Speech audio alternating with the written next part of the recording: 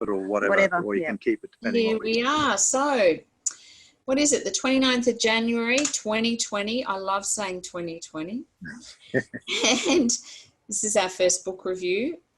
We have Cheryl and David with us, and their beautiful dog has just popped on. Yeah. And of course, our book for the month was You Were Born Rich by Bob Proctor. And even though this book is out of print, you can buy it for $80, but the PDF is readily available to download. And one of my friends printed it at Officeworks. It was $31, and she loves it because she likes a hard copy and she can just go through and highlight it. So definitely, you know, don't overlook that, print and bound document of the PDF. So Cheryl and David, I know you've read about 50% of it at the moment. And yeah, just to start off with, I've got some questions here that I was going to ask this morning, but just as an overview, is there some comment that, or how's it occurring for you till now, the book? Well, we're listening to the Audible, and that came with a workbook to download. Oh, that's brilliant. So you work through the work in the workbook with listening to the Audible. So the Audible, I suspect, is quite different to the PDF of the book. And it's a series of, the audio is a series of their workshops put together. Okay, so that means you have been working through this book. It's a 72 page. Yes, yeah, that's what we're working through. Yeah, exactly. Well, you know, the distinctions are all there. They are. And I do love this workbook, and mine is very much worked on. Yeah. And I love going back and reviewing, you know, the work that you do. So it's a really valuable tool if and you'd be able to, I'll be able to send anyone who's listening to this, the recording, I can send you that workbook and you can print it off, because it is a really valuable tool for working through the principles and the distinctions of the Born Rich program. But what was interesting this morning, I just opened the book, and on page 1, I just opened it up and something that I'll read today that to share. And it's really interesting because at the bottom of the paragraph it says, this entire book has been designed to help you understand how to get into harmonious vibration with the good you desire, and then how to stay in that positive vibration so that you will begin to attract whatever you need for your image or of prosperity to move into form. And I thought, okay, there's a summary of the whole book. It's about, yes, you know, the process of being in a harmonious vibration with the good that you desire, right? Because if any of you have started to notice, your thoughts daily, without much exception, is the same stuff. It's all about the past. None of it's uplifting. In fact, some of it's just lies. It's just made up stuff that you tell yourself. And as far as vibrational frequency, it's going to keep your frequency really low. So if you're telling yourself why you can't do stuff, or why you can't have what you want, or why you don't deserve it, or why, you know, you're a failure because in the past you've tried it and you didn't get anywhere, whatever you're telling yourself. And if you don't know what you're telling yourself, I highly recommend you start to observe your thoughts. You got to catch your thoughts all the time and start to notice, my God, I just said that, you know, I notice I'm worrying. Now, what's that worry about? You know, and there's a lot of worry and a lot of negative thought going through. And when I say a lot, it's most of it. Is that something, Cheryl or David, that you've noticed? Have you caught yourself with those? Yeah, I think it's not just something you speed read and do. And that's the beauty about the workbook. I know I've gone through some places about 6 times where I've stopped it and gone back. And I'm listening while I'm walking. I'm sitting down looking at the book. And Yeah. if you don't do that, you shortchange yourself, because you're just going to get to the end and nothing's changed. That's one of the reasons we're only halfway through, because we keep going back. But I really love that Mm. about the way you're doing it, because Bob will say over and over again, you cannot read this chapter too many times. You just cannot. Mm.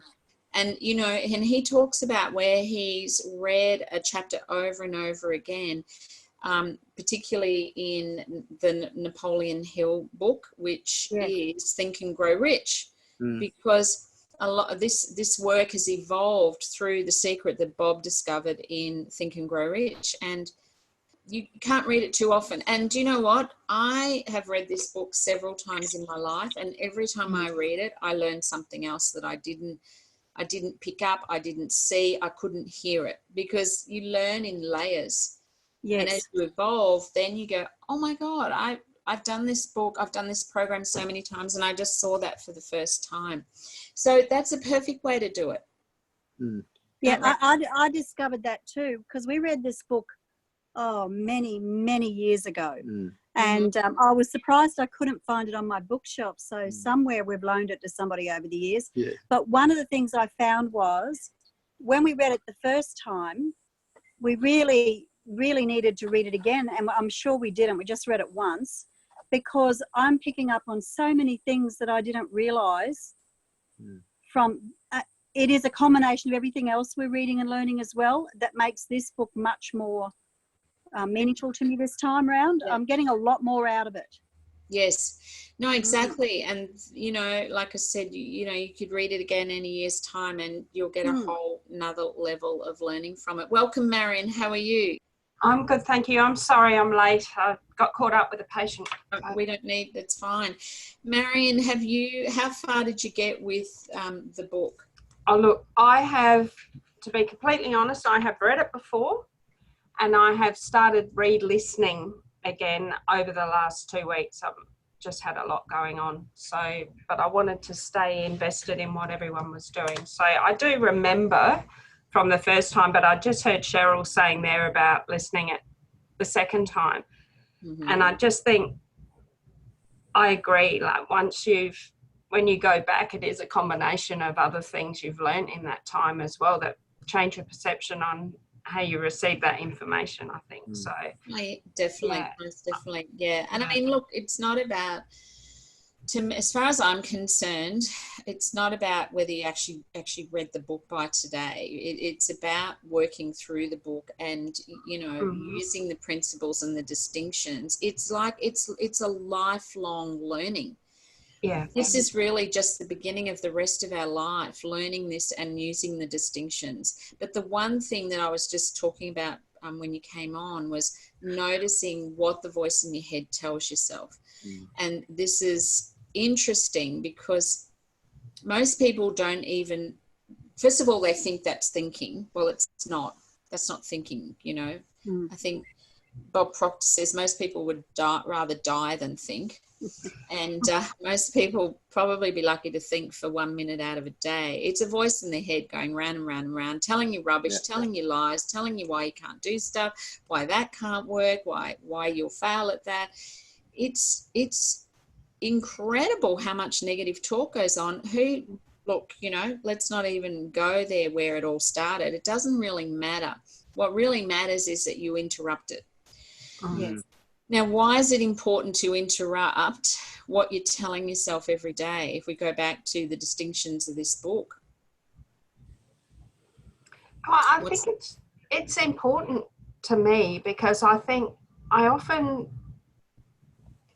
there's a distinction for me between knowing what I want to be telling myself and what I want to think. And even if you do affirmations, I think it's easy to do affirmations that you think sound good and yep, that's what I want to hear. But if your actual sponsoring thought behind that is one that doesn't believe it, or you're coming from a place of lack and that's why you're saying I'm abundant, if you don't get rid of that sponsoring thought of lack and turn that into gratitude for what you've already got, and so you actually believe that you are abundant, for me, it doesn't work. And I just find that an ongoing process for myself to just reevaluate where I am, what I'm grateful for, what I already have.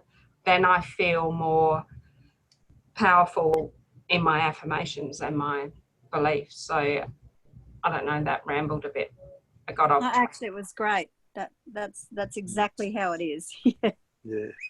Yeah, I was just trying. I was wanting to stay listening to you then, rather than formulating my comment about what you're saying, as far as like contributing.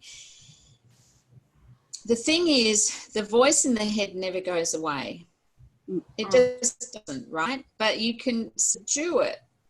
And a good way to think about it is, if you've got a garden and you want to keep the weeds out, what do? What do you plant to get rid of the weeds or to keep them subdued? You plant flowers, right? If you've got a garden bed with nothing in it, the weeds come up and it just takes over. But when you start inserting things into the soil, that's like inserting thoughts.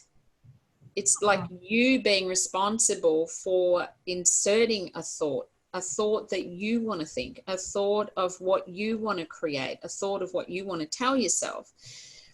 And in fact, affirmations, I believe, work purely because they interrupt the voice in your head. And even if it's just for that temporary time, the voice in your head can't be talking to you. That monologue can't be going on when you are actually saying your affirmations. So it doesn't matter whether you believe it or not. It doesn't matter. Like, of course, we're telling ourselves a lie. Do you remember in the book when Bob said, if you tell yourself a lie long enough, you know, you'll create that. And I love that analogy of Cary Grant. Like, Cary Grant acted so long like Cary Grant that he actually became Cary Grant. So in other words, Cary Grant he chose the qualities that he wanted to be, and he chose that and he acted that, but it became him. He actually became what he chose to be. It's so interesting. It's about you choosing your being, right? You know, how often do we say in the past, before we knew better, and you hear people say, oh, I'll be happy when I've got rid of this debt, or I'll be happy when I've got this much money, or I'll be happy when I'm in the relationship that I want, etc. But the being is what you need to be first. Be happy, and then you'll take the action to manifest what it is that you want. It's the be, do, have principle. And and then that goes back to vibrational frequency, which is what Cheryl and David and I were talking about, possibly before you came on, Marion. Mm-hmm. You know, if you're in a negative thought, it's a vibration, it's a low vibrational frequency, and then you acknowledge it's there, and so thank you for sharing if you want to, and then you start to insert those thoughts. Now, part of it is also inserting visions. Like, first of all, having a vision of how you want your life to look. And that's part of the work of Bob Proctor as well. It's because whatever we've manifested in our life to date is purely a representation of our thoughts of the past. Because our thoughts go unfiltered into the unconscious mind. And of course, that's the premise of the book, that we manifest whatever's sitting there in the unconscious mind, all that unfiltered stuff that went in. But now we can start to insert, with this understanding and realization, we can actually insert and override those tracks, if you like, in the unconscious mind. Now, what happens then is the body starts to take different action. I mean, you do need to be in action. You can't just sit around all day with a vision and, you know, putting the thoughts in and just sitting there waiting for something to happen. You get into action. But the thing is, when you get into action, you kind of notice you start doing different things. You even something will come out of your mouth and you're like, did I just say that? Like, I don't even recognize myself, right? Has that ever happened to you? Something will pop out of your mouth and you go, oh my God, I can't believe I just said that. I love it. I believe it. You know, you start to act differently. You start to take different actions. And all of a sudden you start seeing things that perhaps were in your environment all the time, but you never noticed it before, or perhaps it wasn't there. But now, now we're attracting in the things that are congruent with the frequency of where it is we want to be, where we want to go, who we want to be. So then we up our vibrational frequency, we start attracting things of that frequency on that level. So, I love it when Bob says, when you say to somebody, how are you? And they go, oh, I'm okay. What they're really saying is, I'm in a negative vibrational frequency right now. But of course, we don't express it like that. But when we understand that, like sometimes I catch myself and I think, well, that just lowered my vibrational frequency. How do I need, sometimes I've just got to sit quietly. And this is also the power of meditation, Marion, which, you're also attuned to. I just sit quietly, insert some thoughts, insert a vision, and then get the feeling of how would I feel if I had that? How would I feel if that's what I was doing or that's what I was contributing to? What would that feel like? And of course, the feeling raises the vibrational frequency. What's going to happen then? You're going to attract like frequencies. So, it's such a powerful, and look, this is for the rest of our life. This is not just for the month of January, right? Yeah. So really, really important. We keep working with the distinctions. For, I believe you've got to have an intellectual understanding of it first. You've then got to put it into practice, and then you start getting feedback from your environment of the work that you're doing. Now, where we are today, right now, we've all been very successful in different ways. Nothing wrong with that, but it may not be where we want to be in the next 5, 10 years, decades, right? And we have the power to change that. We have the power to change the course. So at the moment we're going this way, and then you might, you start to think differently, insert different thoughts, and insert the visions of where you want to go, and the trajectory is going to go up or out or wherever. Doesn't matter. It's going to be on a different trajectory. So how many of you got to the point where you wrote a goal card? This is part of the lie you tell yourself every day. Yes. Have you got one, Cheryl? Yes, it's not on me. I'm outside. If I go inside, I'll lose you. No, don't worry, darling. You don't need to have it on you. And I love what Bob says, expect miracles. Like they can just be little things. They're just tiny little feedback every day of like something will happen. I go, oh my God, that was a miracle. So, Yes. but put out for it, have an expectation, expect miracles. So the wording that Bob uses is, I'm so happy and grateful that I now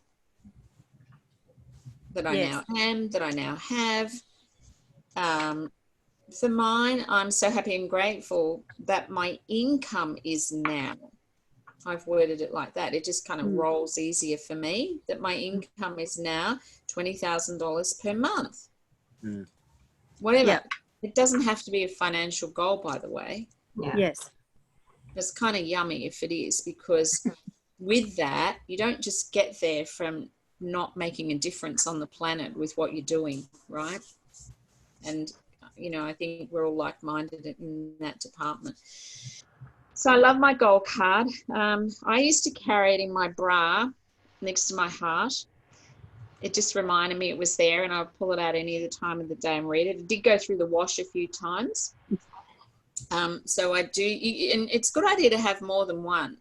So I had one in my car.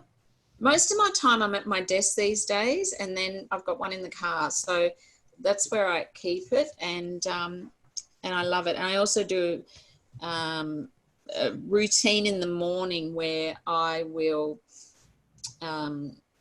invest a lot of time and a lot of consciousness in saying it, but you can't say it too often.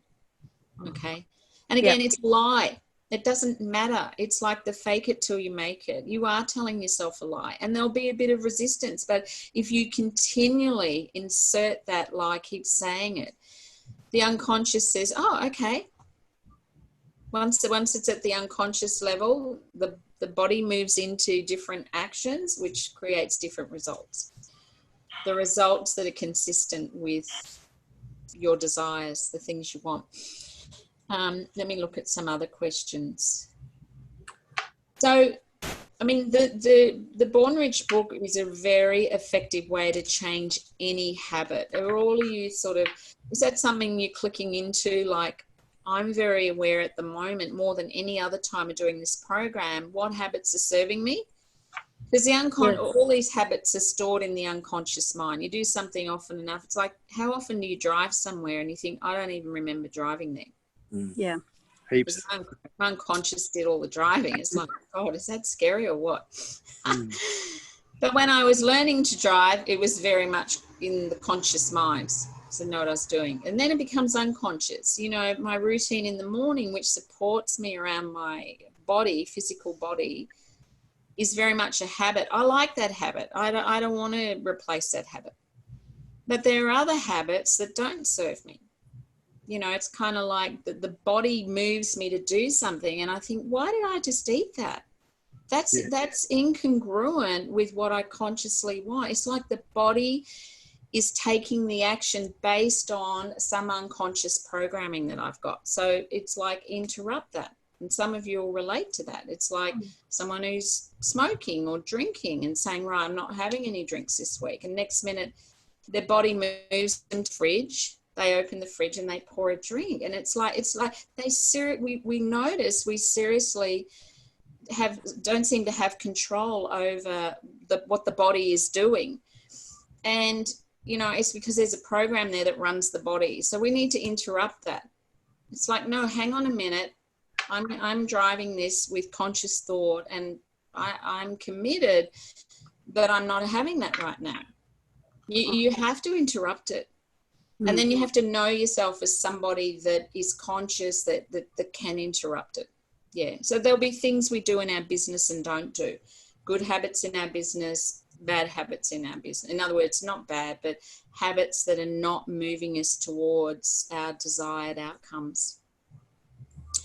So the thing is to be observant, observe our thoughts, observe our habits, and start to reformulate, start to feed into the mind. Yeah, and I mean, look, I think the key is, why are we getting the results we're getting? Once we understand that, then we can choose something differently. Yeah, and just by following the distinctions in the book. I mean, obviously there's a lot more to it, but that's the overview. Yep. There's a lot in there about decluttering, get rid of stuff. Oh my God, does that keep our frequency low? David and Cheryl, I think you've been through a bit of a decluttering. Yeah, we got a lot more to go though. Yeah, we do. Yeah. It's just amazing. And it's interesting too, because you become aware of your thoughts and processes, and then you know you need to be stopping them, but sometimes they just take off like the horse running home. And you've really got a mega effort and you're conscious of doing it. So it is a struggle sometimes to intercept that. Sometimes you got to reach out for help. Like when I decluttered and moved out of my house, I didn't do it on my own. I had a whole team with me, and I had the decluttering Nazi, and then I had the two, like, oh no, maybe mum needs to keep that, or maybe you need to run that by mum. So, you know, I had someone modifying the Nazi, and and then, you know, look, you know what, the sense of freedom and getting rid of stuff, and there'll be another process of that one day. What I got present to, a sense of freedom and joy, like it was so limiting hanging on to all that stuff. So, you know, like go through your wardrobe, get rid of all those shoes you don't wear, get rid of the handbags, get rid of the clothes, just get rid of it. And Bob doesn't even recommend selling it, because he says when you sell it, you're hanging on to the energy. Some people would challenge me on that. I didn't write that. Bob wrote it. And look, I agree with him. But, you know, the thing is, if you've got some precious things, sell them. But give the rest away. Just get rid of it. Yeah. That's what we do. We give it away. It's actually a way easier process if you do give it away, because if you decide you're going to sell it, you're putting in a whole heap of other energy into that space that takes time and listing, and then you've got all this stuff dragging you down. Just get rid of it.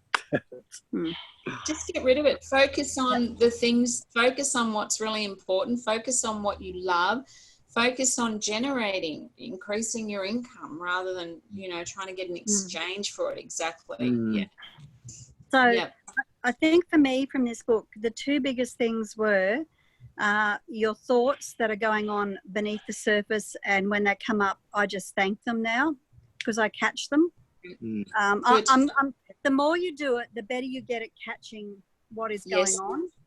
But having said that, if you do not take action to cement those thoughts, sort of, to keep working those thoughts, nothing changes. I mean, you really, that vision without action really doesn't change anything. So you can do as much self-development or read Bob's book 10 times, but if you take no action to reinforce what you've learned, then you haven't learned anything. So. Yeah, and it's a lifelong journey. The distinctions in this book are like practices for life, and you get better at it. There's less room for negative talk when you're working at inserting the thoughts. I mean, one of the classic times to observe is when you wake up. Notice what you're telling yourself the moment you wake up. There's nothing empowering. You want to smack it like, okay, got it. You got to. The moment I wake up, I start inserting. And thing is, if I'm like, got to start, I'll just start saying this. Oh, I'm so happy and grateful. I get present to what I'm grateful for, and it may be what's written here.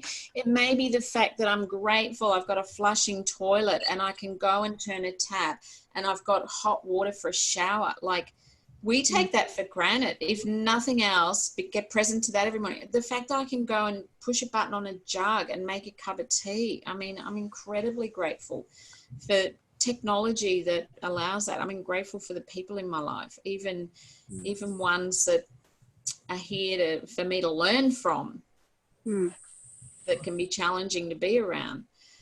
My family. It's always practicing gratitude around family. But anyway, that's a great way to just get something inserting at the moment you wake up. It's a great time to observe your thoughts. Yeah, that's what we're finding. We're meditating on gratitude rather than on, attracting abundance necessarily, because I've found that gratitude is the basis of everything. And that's what Bob says, really. It is. Yeah. It is. You can't practice gratitude too often. You just can't. I mean, it's there. I've got my gratitude journal. Jules gave it to me. I'm so grateful. I mean, I could have been writing it, but I wasn't, right? And I just write 5 things I'm grateful for morning and sometimes at night as well. Check in with it. It's so beautiful. But Jackie's on, but we don't know whether Jackie wants to contribute to the conversation. So think in frequencies, what am I thinking right now? Most people don't even observe their thoughts. If you're observing your thoughts, therefore you have a choice around it then. That's really, the premise of this work. And there's many other works out there that are just another way of saying and doing the same thing. I mean, Bob's work is timeless. I think the first time I did Born Rich was like 30 years ago. Principles, nothing changes because it's all about the laws, and laws don't change. Yeah. Something else I've done too is I've downloaded a chart, and I keep it in the office, and it is like a pyramid, and it gives you the vibrational emotions, which are the high, and it takes you all the way down. And so I quite often glance at that to know, or to remind myself. Yeah, look, and there's a key there, and thanks for saying that, Cheryl. As human beings, we forget everything. We need reminders around us. Like, that's why I love even this card. It's a reminder of the work I'm doing. So yeah, you need props. They can be on your phone, they can be visually somewhere. You could even have an alarm ringing once an hour to remind you to check in with how are you feeling, how are you thinking. Are you in an abundance frequency, or are you in a very low negative frequency? Yeah, and it's throughout the day there are highs and lows, of course, but the more highs you have, the better. more highs as far as your frequency. Yeah. Mm. Marion, is there anything else you want to say about your Born Rich experience? No, I actually really love listening to Bob Proctor. I love his voice. I love listening more than reading Bob Proctor. So I find it really enjoyable. Yeah. Have you got the audio book? Yeah, Audible. Yeah. Yeah. For me, and because it's accessible too, so if I have to drive around, I can listen. Yeah. And use my time wisely. But doing that on its own raises your vibration anyway. Yeah, because you're listening and learning.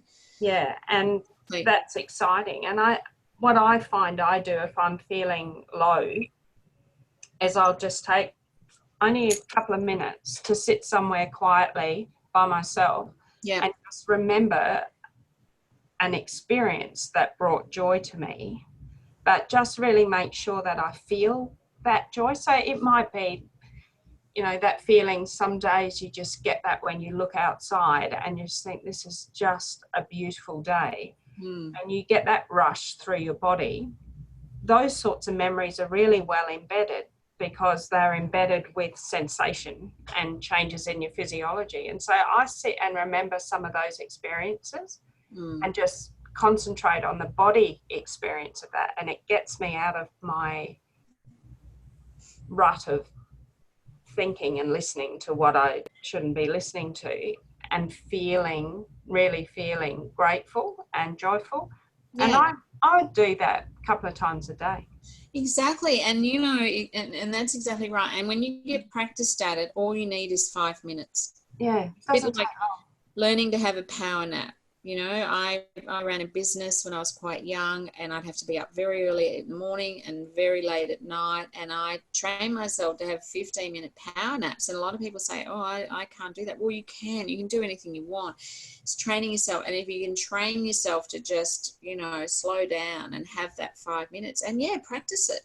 Oh. And it's really, really powerful. And there's nobody that doesn't have time to do that. If what you got to listen to yourself to around what conversations are you having with the time word. I eliminated time out of my vocabulary years ago, because you know what, we've all got the same number of minutes and hours in a day, and you insert into your day whatever's there around your values, and you have a say in them. But people talk about time like they don't have a say in the matter.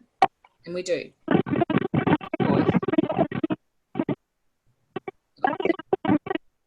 Now, I'm not sure what's happening there. Cheryl, maybe just mute yourself. I'm not sure if it's coming from you. There's some feedback noise. Yeah.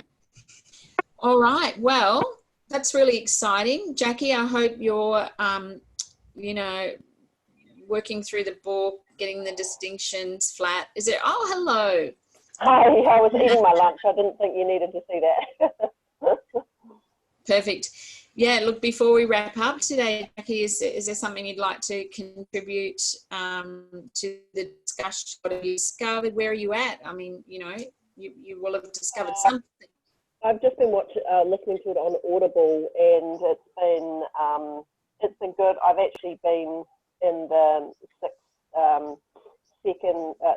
minutes with Bob Proctor and done other things with him as well. And yeah, it's just getting time to do it really for me. I'm trying to multitask, so Audible's really good. And some days I listen to quite a bit, and other days I don't get to it. But I haven't got through as much as I would have liked to.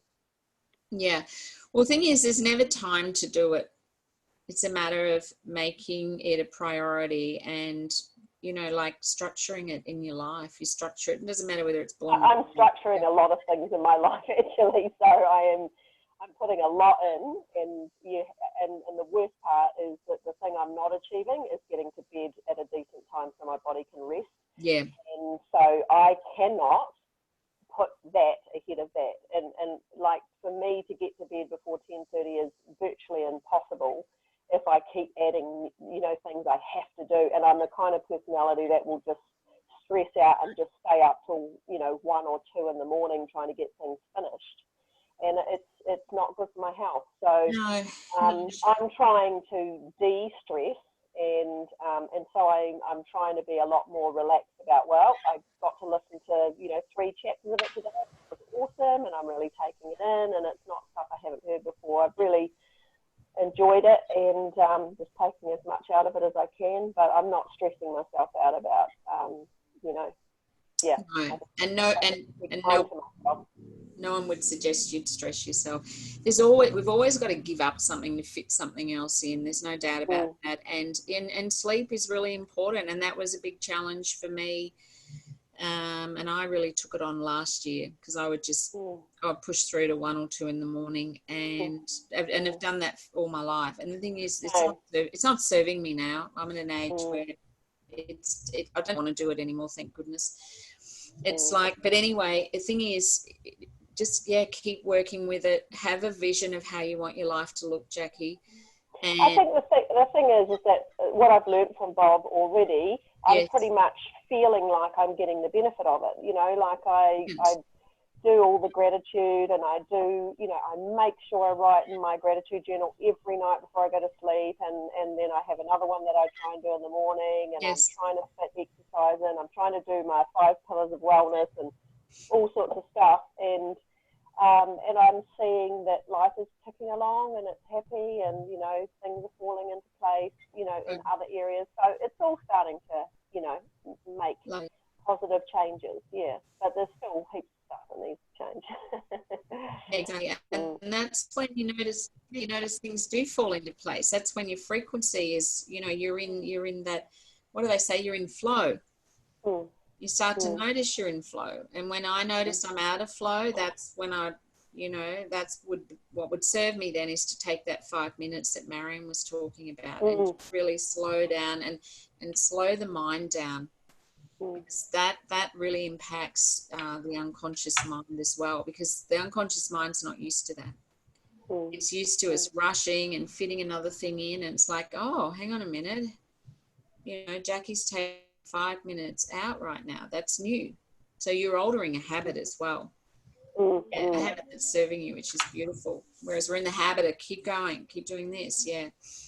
Well, lovely. Thank you so much for joining the discussion today. And because, I think not only is it for our own inspiration to keep doing the work and creating the life that we want, but there'll be those that listen to this recording and that it be an inspiration for them. And you want to share this work with other people. Like I find when I'm doing something and I share it with a friend, hey, I'm reading a book at the moment, and this is what I'm getting out of it. I've learned this, and I've put this into practice, and I'd love to, form a buddy with a friend and help them just in one area of their life. Really, it helps us really.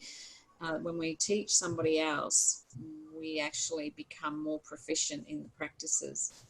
That's the beauty of passing information on.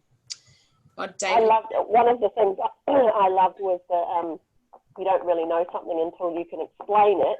Yes. And have someone else, understand it fully. I thought, being a teacher and what I do, I was like, that is so music true. to ears. Yeah, exactly. And that's exactly how he put it. Thanks, Jackie. You really are paying attention to it. Yeah, that's awesome. All right. Well, I'm not sure what the next book is. It would have been great if I'd have known that. I have seen Nicole put a suggestion out there actually, but I don't know if she's chosen it yet. Janina, we're going to have a bit of an ongoing discussion about this in some way. Well, yes. If anybody's interested, if anyone's interested in joining a group, I currently run a group, which for you guys, it would work if you want to dovetail into it. Yep. I can add you to that group. I think that'd be good, because this is where the benefit really is. Exactly. Is in the application of what we're learning, and exactly while we're in the trenches in our minds and our lives. Yeah, and it's like we can relate in many ways to what Jackie was sharing. But when we know, so Monday the 3rd of Feb, we're going to get on and discuss this chapter. Like you read it, you make it happen. You somehow fit it in. You make it a priority.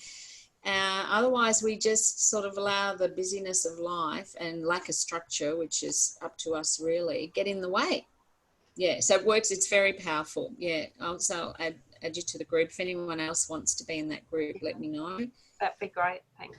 Yep, good. I'll add you, Marion. Jackie, I don't know if you want another thing on your plate. Oh, I've got heaps on my plate, but I'll try. Yes. It depends. Well, Some things clash. Some things clash, and you can't be in two places. Yeah. So Jackie, I should be able to find you on Facebook, Jackie. Yeah, beautiful. That's a great suggestion, David. Thank you for suggesting it. Yeah. All right. So Justin and Nicole will be back tomorrow, and no doubt there will be an update on the book for the next month. And, you know, it's one of those things, if you might not be ready to take on another book. It could be you keep working through this. If you don't want multiple books on the go, it doesn't matter. Whatever you believe is going to serve you best, that's the course of action to take. Yeah. All right. Well, thank you so much for joining today, and we look forward to the next book, but ongoing work with the Bourne Ridge distinctions. Thank you. Thanks, Janine. Thank you. Thanks, everyone. Thanks, Janine. That was great. Thank you. Thank you.